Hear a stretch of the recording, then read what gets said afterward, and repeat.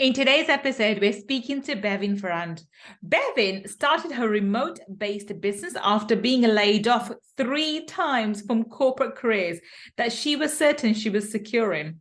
She then became a solo breadwinner for herself and 2 small children after losing her husband unexpectedly in 2019, only 5 days after a whirlwind trip to France for her birthday. She scaled her business to multiple 6 figures during the pandemic while grieving the loss of her husband and continued being a great mom through it all. After that experience, she created a movement called Take the Damn Chance with the mission to help others connect with people they love and take action on their big, bold, crazy dreams, whether it's in the business or personal life. Let's speak to Bevin and find out how she changed her life by changing her mindset. Let's find out.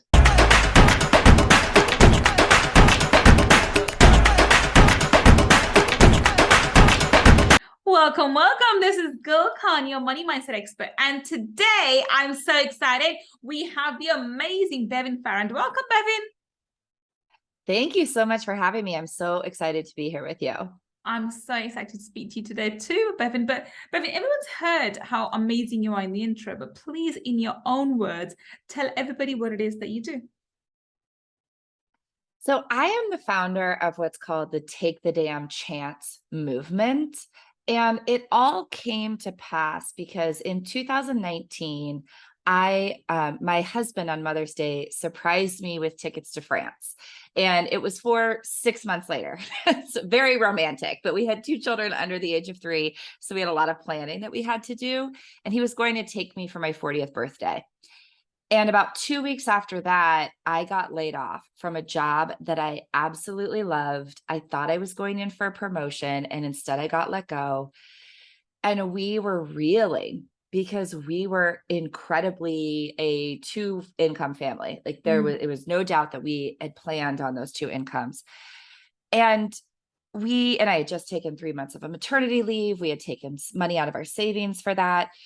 And so about 2 weeks after that, we were out walking, and I said to Mark, I'm not going to look for a job anymore. And he was an engineer, so I could feel his little brain shaking as I told him that.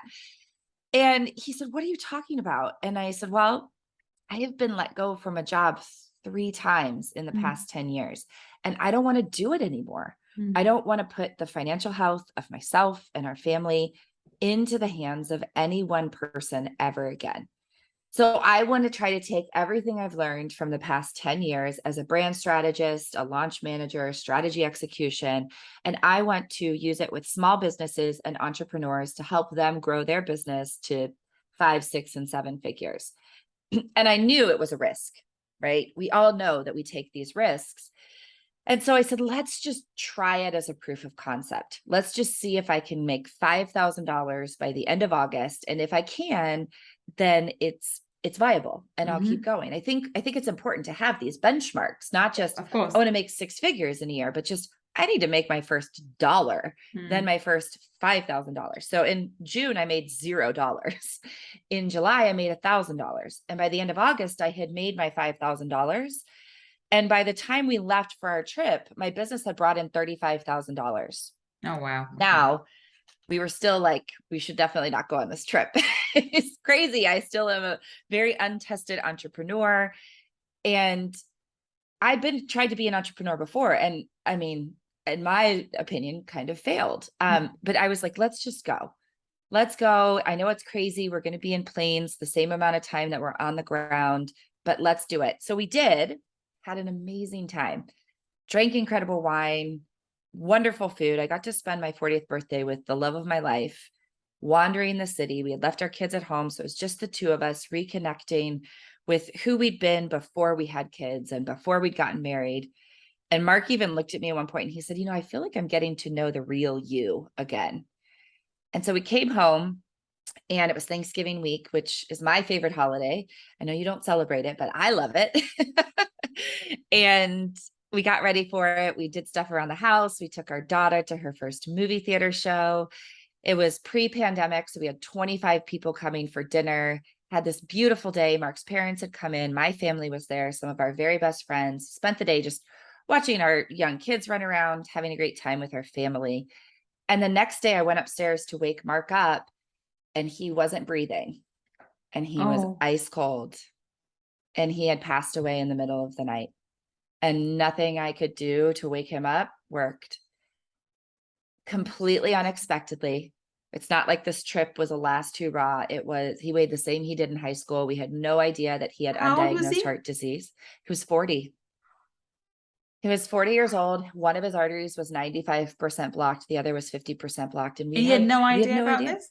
No, nothing. And so now all of a sudden I am the solo parent of 2 children under the age of 3, sole financial provider with a very fledgling business that had not yet really been tested. And I'm doing all of it without the love of my life and my best friend and my biggest cheerleader by my side.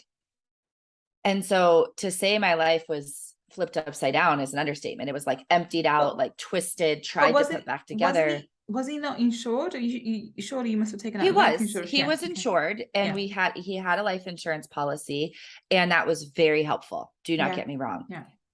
But that's not But long term. It's just to give you a little bit of buffer zone, because when you something yes, like this happen, you need to get your as much as finances are important, you need to get your over your this. I'm just bearings. in shock. Yeah, I'm over the shock. I'm in the shock right now. But for you to just absorb the shock and just realize, okay, I have 2 kids, I have the financial responsibility, have to get carrying going. It's just it won't last forever, but it needs that initial buffer zone that you need just to wake yourself up and get back to normal. Yeah, 100%. And, it was super helpful to have that. And it was also helpful that I did have a job and that I had built this business. I mean, I know I have friends who have lost somebody and they were not working. And so now they're also trying to find a job while they're Yeah. dealing with this. And so, yes. And to be honest, I even went back to work with a couple of clients in December, and they said, "Oh, you don't have to yet." I said, "I need to be working. I need to have something where I can feel effective, because when you lose somebody, you're doing a lot of calls with life insurance or credit card companies or whatever to just get things in order. And it's so frustrating. And so I needed something where I could feel effective." And so about a month after Mark passed away, I made a post on Facebook about my birthday, about our trip, about losing Mark. And I ended that post by saying that everything right now seemed impossible, and I felt like I couldn't even breathe, but that I was so glad we had made that choice to be on that adventure together. And when you're faced with a choice, just take the damn trip. And that really resonated with people. So many people reached out and said, "I took a trip right before my dad passed away and it meant the world to me," or "I was going to say no to this family trip because the time didn't seem right, but now I'm going to go," or "I'm going to go do this thing that I've been pushing to the side." Because that's the thing. It's not about a vacation. It's not about a trip. It's about taking the chance on that dream that's in your heart that you keep pushing to the side. And that's where the Take the Damn Trip, which is now the Take the Damn Chance movement, started to come to be, because I started to think about the hardest things that I've ever been through. Not just losing Mark, but losing my dad to cancer when I was 24. I lost my home in a house fire in 2010. I'd been through years of IVF and fertility treatments to have our kids, including a miscarriage. And then all of these amazing things that I had created. So having those kids, building our dream home, building my business from zero to $300,000 in 18 months, even while losing my husband and in the middle of a pandemic. And I started to think about, what is it that I do differently than other people? Not better, but differently, to navigate these things. And that's where the DAM framework came up. So it does mean something. It stands for decide and declare, attend your own party, moments, not minutes, and now is the time. And so everything that I do now is based around this DAM framework. I have the Take the Damn Chance movement, the Do the Damn Thing method, the Grow the Damn Business. And I now see that when you see these mindsets, you can't unsee them. Yeah. And so now I use them to create things in my life. And in 2020, I decided see, when Mark passed away, we were 60 days away from starting our next round of IVF to have our third child. And I was as I didn't feel like it was fair to lose Mark and that dream in one instant. And so in 2020, I went through my same framework. I decided and declared that I wanted to try to have another baby. And I stayed present at my own party. I compared myself to where I was and where I'd been. Wait. So you had a baby after your husband passed away? I did. In July of 2021, I had my third child, my daughter Mirastella, using the embryos that Mark and I had frozen before he passed away. And that was, I always say, I had the damn baby. So I used this to bring my own big, bold, wonderful life into creation, no matter what tragedy and trauma we've been through. Not in a Susie Sunshine that happened for a reason, because I don't believe that, but in a this is my one and only life. How do I want to create it way? So yeah, now I have 3 children under the age of 6. Wow. I mean, I'm gonna pause here for a second, and because I'm in awe of you right now. Okay. I mean, both my kids, I would say I was a single parent when I had them, because there was no one helping me around at all. Either of their dads were they were never present. I remember being heavily pregnant with my son Ayan, and looking around for schools for my daughter. So I know what it is to bring up a child alone, but I was supposedly still married, if that makes sense, right? So they weren't around, but I was still married. And then I'm obviously, bringing them up, and I have pretty much been a single parent all my life. But to have 2, and to be building a business, and to have 2 under 5, and then to go ahead and make a decision to bring a third life into this world, which is adding to the pressure, the demand, don't forget, let's not dismiss pregnancy. Pregnancy is bloody hard. Just because all women do it does not make it easy. So I had this attitude of people, all women do it. Yes, they do, because they're all bloody crazy, and I am one of them. But it doesn't mean it's flipping easy. And I hate this attitude, like, all women do it. No, every pregnancy is different. Every pregnancy is different. And some women are fortunate enough to have an easy pregnancy, but a lot of women, most women, find it a struggle. Right. And then of the post, even an easy pregnancy is not easy. Carrying a human. It's not easy. So that's right. Easy pregnancy means you don't have any additional complications, and you're not having but you're still probably vomiting and other things. So let's just acknowledge how difficult childbirth is, right? Yeah. Pregnancy and then childbirth. And that's the easy part. The difficult part comes when the child comes into the being. So, the all night staying up and feeding them and taking care of them and dealing through all those, your mood swings, plus the child, having the growth spurts. And I want to acknowledge the fact, and I really am in awe of you, Bevin, honestly. I'm just thinking 2 children, and I was at my end of, like, the end of my tether. Like, I've given up, like, no more. This shop is closed. I'm not having any more kids, right? And you, deciding you've got 2 kids who you are now being a sole parent to. You are a mother as well as the father. You are responsible for financially for having a business, and you're responsible for your clients. Yet you're going to bring another life into the world, and be the sole parent to this new life form, with all the additional pressures on top of you. How the hell did you muster up the bloody courage of it? Honestly, I am in awe. I really am. That must have taken a lot of courage to go ahead and do that. So how? Thank you. Yeah, so this is the end of the damn framework, which is now is the time. So I remember talking to my sister, and I said, there's never going to be a day when this isn't a totally crazy idea. Yeah. Like, there's never a Tuesday where I'm going to wake up and be like, today it makes sense to have a third child as a solo parent with the embryos of my deceased husband. Like, now it makes sense. Let's move forward. And I knew that. And so, but I also knew that if I didn't do this, it was going to be the thing that I regretted when I was in my 70s or 80s, looking back at my life. This was going to be the thing that I regretted. And I don't want to live a life of regrets. I am living proof that we are not promised tomorrow. And so, and it's not a let's catastrophize things, let's worry about the worst case scenario. Because when I mentioned it to a few people that I was thinking about doing it, they were very concerned. They said, well, what if, your child's not healthy, or what if one of your other two kids gets sick? What if something happens? What if it's hard? What if it's this? And your age as well, because obviously with you being over 40.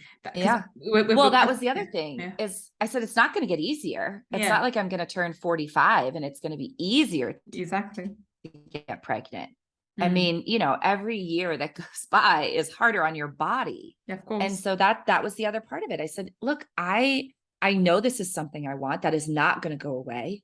I also know I want that child to be Mark's, because some people said, well, why don't you wait and see if you meet somebody? I said, no, I want Mark's child. I want these 3 kids to be Mark's and my children. And so like I said, I just said, now is the time to do it. And I'm going to try.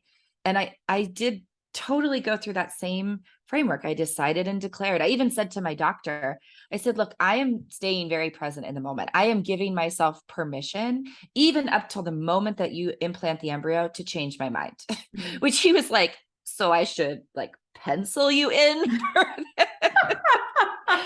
So and I thought about like, these are the moments that are going to make up my life. These are the moments that are going to make up my children's lives. And so I moved forward. And one of the distinctions that I draw a lot in my teachings is the difference between permission and support. Because when I asked people, or when I started talking to them, if I was asking in a way of, what do you think? Like, I'm thinking about doing this. What do you think? Or, I mean, we do it all the time. We unconsciously ask for permission. Yeah. We say, I'm thinking about starting a business. What do you think? Should I do it? Or like, I'm thinking about quitting my job. What are your thoughts? And the problem with permission is that the person you're asking is usually somebody you actually care about their opinion, and they care about you, and they want to keep you safe. They don't want to see you hurt. And so they will try that idea on for themselves. And if they are at all uncomfortable with it, they'll start to eat away at your dream. Agreed. They'll say those like, what if it doesn't work? Are you sure in this economy? Or, the devil doubts, is, but they, even if you don't have the doubts, they'll put in the seed of doubt in your mind. Of course. Yes, exactly. And they're doing it because they care about you and they want to keep you safe, and it makes them uncomfortable. Yeah. But so instead we ask for support, which has a totally different energy. We say like, hey, I'm doing this great thing. I would love your support. But if you're not comfortable with that, that's okay too. Because their decision about whether or not to support you is not going to change your decision about whether or not to do it. Yes. That's a brilliant way to look up on it. Really, really good way to look up on it. I think far too many times when we're asking for support, we end up asking for permission. I think that's why we've seen. I don't think we intentionally ask for permission, but we do. No, the words it's 100% unconscious. Yeah. And I think, and I remember 2 instances come to my mind. And recently, unless you're someone like me who's crazy nut job anyway, my cousin was talking to me and asking, what do you think about, she wants to move to California, and she's going over her budget and whatever else. And I just got the intuitive down that you go for it. You should go. If she goes, I've got years. I'm like, I don't forget the year. Put the 6 months into a thing that you're never going to touch. 6 months, you've got 6 months expenses. Go, just go. So I'm a nut job, so that's why I recommended to her in the same way that I would do it, and I do her. But at the same time, when my brother asked for him, I refused to give him an answer. I said, look, you're an adult. You're 46 years old. You make a decision. I'll support you either way, but I'm not going to enable you. I'm not going to decide for you. And a lot of the times I think we ask we can't make the decision up. So we ask, what do you think? Because we're hoping the person across the table can make a decision for us. Or we can shove the responsibility onto the individual. Like, you recommended it to me. Or that's why I think, or I can't decide. Maybe, she's more, because I think with my brother, he thinks I'm more successful. So maybe whatever decision I make, he can sort of justify to himself making that decision. Like, no, you make your decision. I'll support you either way. But I think, but then I'm a mindset person, so I'm very conscious about the feedback or the response I give to people.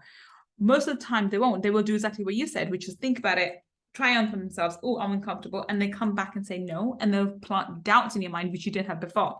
This is you have to be careful for. But I'm going to go back to this idea of you owning your power, because one thing that you've done in a very subtle but dignified way is you've owned your power without without putting in someone's face, without sticking up someone's nose, without making other people feel inferior, which is a brilliant skill to have. You've gone back, Thank you. taken your power, and thought, I can do this, and without anybody else around you feeling insecure or small in response. Was that a conscious decision, or was that something that just naturally, because of your character, the way you are, that naturally sort of happened to you? Because you're very authoritative, but in your very feminine energy, which is without repulsing. Because I think with a lot of females, especially female entrepreneurs, they end up becoming very masculine, and they end up, being very overpowering and dominating to people. How do you do how do you deal with this? How do you keep this balance, which is really beautifully presented, by the way? Thank you. So another thing that I teach is called 100% radically loving responsibility. And so this started because I said, we take 100% responsibility for our role in the experience of our life. Yes. And then I did some research and I saw that some Navy SEALs were talking about that. And it was really aggressive. It was like, you take 100% responsibility for everything that's happening and everything that's happened. And I thought, no, that sounds terrible. Yeah, because they that's are about fault and blame and shame. And that's not what this is about. This is the understanding that I am not responsible for how things end up, but I am 100% responsible for how I show up. Yes. And in doing that, I know that there are people who think that what I do is crazy. And some of it is because, like I said, they're concerned about me. Some of it is like, I'm a motivational speaker, and some of my friends, like, the idea of getting on stage to them is their worst nightmare. So it's just, they're uncomfortable with it. But that's not my responsibility. My responsibility is not to control what they think, say, or feel about my life. My life is just my role is just to be responsible for how I show up. So when I got laid off in 2019, and I thought back to the fact that they said, I didn't fit into that culture. And at first I was so upset and so offended by it. And then I thought back, did I show up in 100% integrity? Did I show up how I want to? Well, guess what? If that doesn't fit with their company, I'm not going to change who I am. So thank goodness they pushed me out of that culture, because I was never going to be able to be truly who I am in that space. So now, again, there are definitely people who think, man, what you do is totally crazy, having this child. Now, I will say too, I have a lot of help. I have brought a lot of help into my life. We have a full-time nanny who has been with me since before Mark passed away. She is truly part of the family. My kids have known her longer than they knew their dad. And so, but in saying that, that's part of why I build my business the way that I do, because I know that I need to be able to support that help in my life. And yes, like you mentioned, I had some life insurance money when Mark passed away. And if I ever need to, I pull from that to help support that. But my goal is always for my business to 100% support what my family and I need, which includes help. So I do think solo parents, single parents who have no help, I don't know how they do it, because when I don't have help for 4 or 5 days, it's exhausting. I'm exhausted, and I'm not the best parent that I can be without that help. Agreed. I mean, that kind of explains why. No, that's one of the reasons. Actually, there were plenty of reasons, including toxic money. When I couldn't get anything off the ground when I was married, to my ex-husband, and along with the abuse as well. I think that ate into my confidence and who I was, and that's just a whole bundle of worms. That let's not go down the path. But I do know that, when I had a 4-year-old and a 1-year-old and going on, this almost 4 years gap between the two, it was a struggle, and I really struggled. But when I set my business up at that point, I had a 9-year-old coming up to 10-year-old and a 5-year-old going to a 6-year-old. They were relatively older, and so it was somewhat possible to do, to work around it. When you have really young children, I think it's difficult without help. But I didn't have any help. I just had but they were in full-time school, so they're both in school for the full time. Plus, they did after school clubs, and that meant that I would pick them up at 4 rather than the early hours, and that gave me enough time to do the work, and then in the evening as well, and have some routines. I think that's something that helped me, but still, 2 was mine.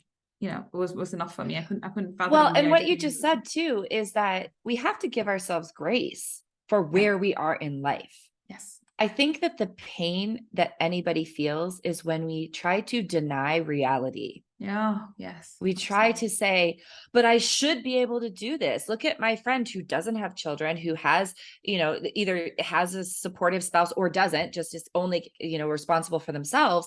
How are they able to do it? Well, look, my life was a lot different in my 20s when I was single and could work 24/7 and network until 2 a.m. But, now I can't do that. Now I have these children. I just spoke at a conference, and in order for me to go to the conference, I had to arrange childcare. I had to, I always have to think about, okay, if I leave at this time and I come back at this time, how much childcare do I need to have? Or are my kids coming with me? And if they're coming with me, who is also coming with me to help take care of the children? It is a huge production.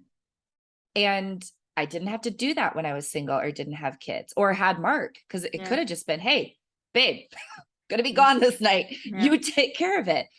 So we have to give ourselves grace. Yes, and absolutely. Stay present in the moment of what it is we actually need and ask for that support and understand that it's going to look a lot different than other people. That's the attend your own party. That's staying present at our own party. And not comparing ourselves to other people, but where am I now? Where have I been? And where do I want to go? I 100%. I agree with that. And I think this is so important. And I talk about this quite a lot. You need to know your journey is very different from everybody else's, and you cannot compare yourself to other people. Right. And I know that, for me, same thing for me, even though I have now I have an 11-year-old and a 15-year-old, I still have to, a lot of the times if I need to go to conference or whatever, my 15-year-old can look after my 11-year-old, but I cannot do trips abroad. I have to decline speaking opportunities abroad or something like that. Right. If I want to attend a conference or something, I think Fun Hacking Live was happening, and I thought I was interested to go along just because I've never been to one. I thought it'd be fun to go, and I've yet to attend one because I have to make sure that someone's there to look after the kids. So you have to make those decisions accordingly. And recently my son had an emergency surgery. I had my whole, I had launch planned, and I was going to do this workshop and so forth. Literally, we were going to start on Saturday. On Friday, my son, Thursday, my son went into A&E. On Friday, he was having surgery. The whole thing got postponed for another week. And that had a knock-on effect on, everything else. But that's life. And then you have to, if I sat there and moaned about it, you can't. You have to, first of all, you need to give yourself the permission to know that life's going to throw curveballs at you. Right. It's okay to make adjustments. And it's okay to adjust your financial goals or your work goals or your career goals accordingly. At the same time, ask for the additional support if you have ability. If not, then seek it. Like, for one of the things for me, I don't do anything when it comes to the house cleaning, the garden, I delegate windows, everything. Everything's done out. And it's not because I'm so snooty. I don't like cleaning, but I will happily do the cleaning. I just don't I choose not to, because I think I can spend that time with my kids or my work. And so you can choose to create a life that supports you, even if you don't have external support, like I don't. Right. So I have additional support in that way. And so you need to be with yourself where you are right now. Right. And you have to be your biggest support. You need to recognize what you can do, what you cannot do. And after my son's operation, the next weekend I did the workshop, I gave myself permission. Okay, I need to take time out. I'm not gonna be doing work. I'm gonna put things on hold. And I did that. And I've literally just come back into work now. And it's like coming the end of the month. And I have, because I needed that time space to catch up on work that I had done. Plus, initially, I needed to, just overcome the emotions of just hanging through emergency operation for something that was life-threatening. And so, those things, I think too many times we hold this, our standards are so high for ourselves. We expect so much from ourselves. And when life throws curveballs and we fall short, we dig ourselves, oh, I should have done better. I could have done this. I could have done that. And we never Yeah. stop to think we're humans. You know, yes, everything you said is so spot on. And there's two things in particular. One is when Mark and I were flying home from Bordeaux, we were thinking about what is it that we need? Because I knew I needed to hire somebody for my business. And we made this list of all the things that we did that we could use help with, whatever. And a lot of it was things around the house. Laundry, we already outsourced our lawn care, all these things. And I said, why is it that our culture around the globe feels like it's okay for us to hire a babysitter to do work around the house? Like for us to do the work, as opposed to hire somebody to do the work around the house so that we can spend time with the children. Exactly. So I have said, okay, I am going to have help do this so that I can spend more time with our kids and so that I can be more present and not frustrated and exhausted. Yeah. And the other piece of it, absolutely, we have to ask for the help that we want. And it is not 0 to 60 in one day. Oh, no. So I right now am in this phase of building up childcare that I can rely on. I have my nanny, she's amazing, but there are times I need to go do something after she is gone, or even want to go do something. So I am in this space of, okay, I need to make sure that I have some sitters that I can rely on. I have family nearby. Just a few weeks ago, I was about to lead a retreat. People had flown in for it, and my daughter got sick that morning. And turns out she had strep throat. I didn't know at the time. I called my mom, I called my sisters, and I said, what do I do? And they said, you need to do this retreat. We will come, we will help with Guinevere. My mom took her to the doctor, because that's the M, is the moments, not minutes. We can't be everywhere at once. And so we have to choose the moments not to be missed. And sometimes that is our work. Yes. And we have to sometimes say, I'm going to release the guilt and the pressure of always I mean, look, if my daughter had been in the emergency room, like you said, that retreat would have been canceled in an instant. And and let me tell you, I also felt real guilt not being there with my daughter. And I had to stop and acknowledge that that's how I felt. And then say, she is safe. She is taken care of by people that love her. And it is okay for me to be here doing the work that I do with it, where it's important to my clients, but also I can continue to make the money I need to make to take care of my family. So we have to, that's that presence, right? And just say, it's okay to choose the moment and start building up those support systems. It doesn't happen overnight. And if we build it before we need it, then it's there when we need it. Agreed. 100%. 100%. On that note, we're going to wrap this up. So, Bevin, tell us, how can we connect with you? Where can we find you on the internet? So I am everywhere at Bevin Farrand or Take the Damn Chance. So you can go to takethedamnchance.com. I also have a training that you can do. It's at dothedamnthing.com. It's a free training that starts to walk you through these mindsets and how you can start to create this vision of what it is that you want to create. So that's at dothedamnthing.com, or connect with me on Instagram, LinkedIn, Facebook at Bevin Farrand. Wonderful. If you're listening to us on podcast, and all the links that Bevin just mentioned will be in the show notes. And if you're watching us on YouTube, then down below in the description section, we have the links to Bevin. So do check her out. She is one kick-ass lady, more than actually I had realized from just knowing from our website and stuff. I am truly, truly impressed and truly grateful that you joined us, Bevin. Please do come back for Money Talkies. But today it's been my absolute pleasure talking to you. Thank you. Thank you. And thank you for listening to me and Bevin today. I will be back with another amazing guest on another Friday feature, finding out how they change their life by changing their mindset. Until the next time we meet, this is Gull signing off. Take care and bye for now.